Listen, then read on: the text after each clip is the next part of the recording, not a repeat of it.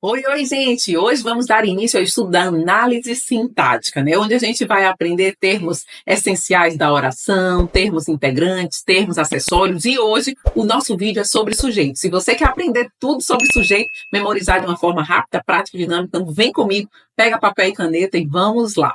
Vamos para a tela do computador. Gente, olha só. Então, a análise sintática, ela sempre começa com termos chamados de termos essenciais. Quem são esses termos chamados de essenciais? Simplesmente o sujeito e o predicado. Então, a gente hoje vai ter aula sobre sujeito e eu vou ensinar para vocês de uma forma rápida, bem objetiva. Então, façam aí o mapa mental de vocês para que vocês memorizem. Agora é preciso treinar muito para poder a gente ir pegando ali o tino, né, de como responder as questões. Vamos lá. Sujeito, ele é o termo principal da oração e o segredo, tanto para entender o tipo de sujeito como o predicado, vamos lá, vamos anotar aqui, ó, o segredo é o verbo, sabiam disso?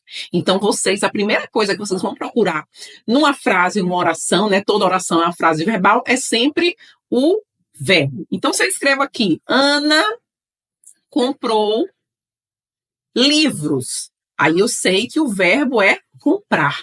Quem foi que comprou? Ana. Então, você sempre vai perguntar o que ou quem, tá? Então, vou anotar aqui. Você pergunta o que ou quem praticou a ação, né? Quem ou quem está sofrendo uma ação. Então, é sempre, você vai perguntar ao verbo. Nesse caso aqui, foi Ana que comprou. Então, Ana aqui, a gente tem o sujeito. Além disso, o que é que eu preciso saber? Além de saber encontrar o sujeito perguntando ao verbo, eu preciso entender os tipos de sujeito, porque normalmente na sua prova vai cair a classificação do sujeito ou no seu concurso lá, tem bancas que adoram cobrar o tipo mesmo do sujeito, né? Então, além da gente saber identificar quem é o sujeito, vamos agora entender então os 5 tipos de sujeito para você não errar mais, tá bom? O primeiro tipo é o sujeito chamado de simples. O próprio nome diz, sujeito simples, ele só tem um núcleo, ou seja, uma palavra que se refere ao sujeito. Nesse exemplo que eu dei agora, Ana comprou livros, ele é um sujeito simples, porque quem comprou foi só Ana, é simples, tá?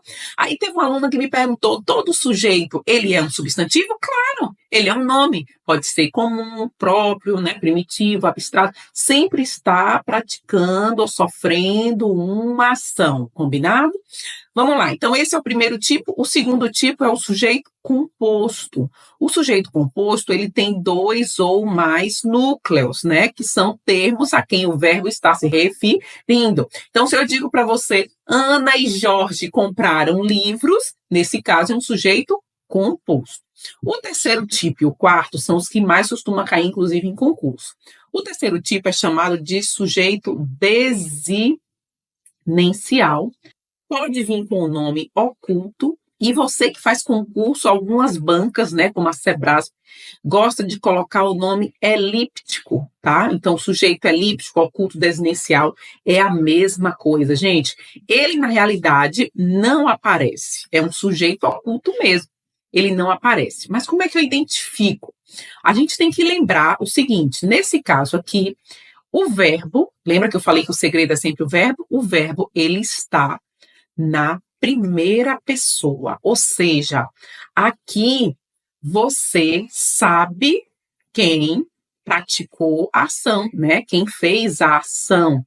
Então, se eu digo assim, fui à praia, vocês entendem que eu fui à praia. Você sabe quem está falando. Então, os concursos adoram colocar pegadinhas, trechos lá, né, do texto. Às vezes o texto é uma poesia, uma prosa, fica às vezes complicado a gente encontrar, mas na realidade, quando você está vendo que o verbo, ele está se referindo a alguém que está falando, que você sabe que é aquela pessoa, o sujeito é sempre oculto. Então, o verbo sempre vem na primeira pessoa. Primeira pessoa, para quem não lembra, é como se tivesse eu ou nós antes dele. Combinado?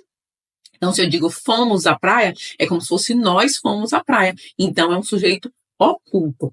Aí, a diferença para o meu quarto tipo, que é o sujeito indeterminado, é justamente essa relacionada ao verbo. Porque esse daqui também, ele não aparece, gente.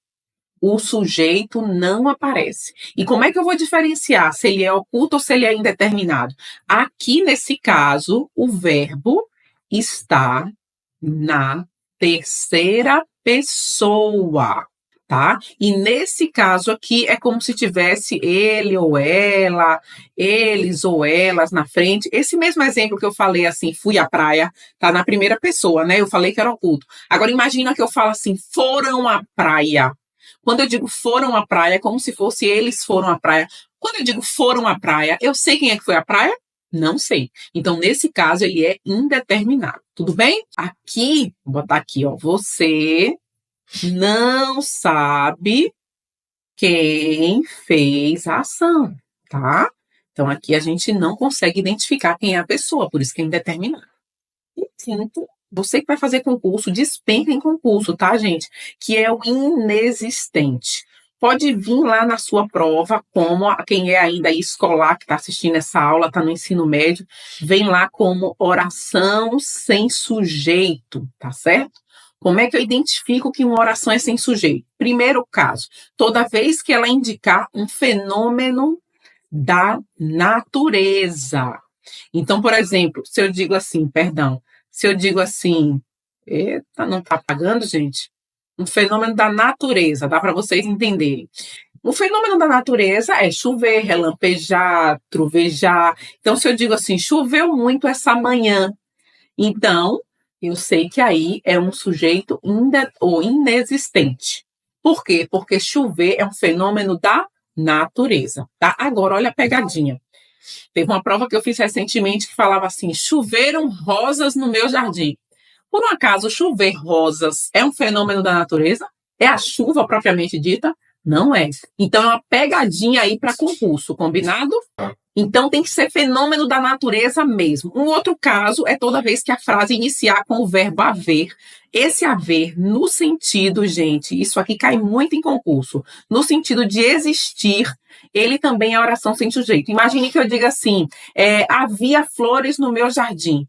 É como se eu tivesse existia flores no meu jardim. Então, nesse caso, é oração sem sujeito. Outra coisa, o verbo fazer. Esses dois são os que despencam em concurso, só que o verbo fazer no sentido de tempo, tá, gente? Então, se eu digo assim, faz 2 anos que não vejo a aluna, esse faz está no sentido de tempo, ele está indicando tempo, então também é oração sem sujeito. Então, recapitulando, oração sem sujeito, ou é fenômeno da natureza, fenômeno mesmo, verbo haver no sentido de existir, e o verbo fazer no sentido de tempo, as orações são consideradas sem sujeito. Entenderam? Espero que você tenha entendido. Memoriza aí esses 5 tipos de sujeito, tá? Porque com certeza é o que vai ser cobrado na minha prova. E me segue, já curte esse vídeo aí, comenta a sua dúvida para a gente estar aí tirando suas dúvidas, tá? Se inscreve no meu canal e vamos então continuar aí aprendendo análise sintática.